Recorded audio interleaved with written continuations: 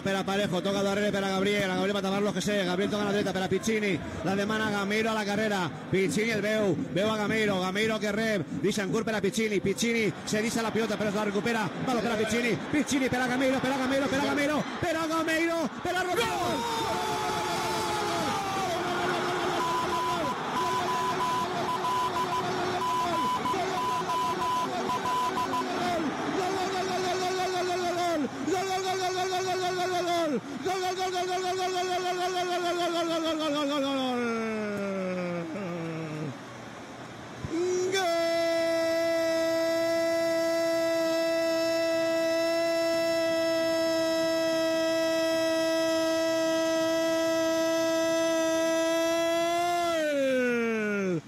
Del Valencia.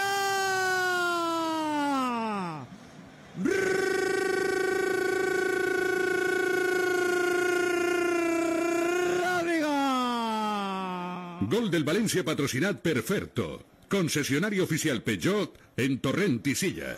Extraordinaria la pilota filtrada per a Gameiro sobre l'arribada de Rodrigo, que aporta buida, empenta per avançar al València i per a inundar de felicitat Mestalla en el 11 de la segona, en el 56 de partit, més a prop de la final. València, Rodrigo 1, Real Betis, balón, piedra.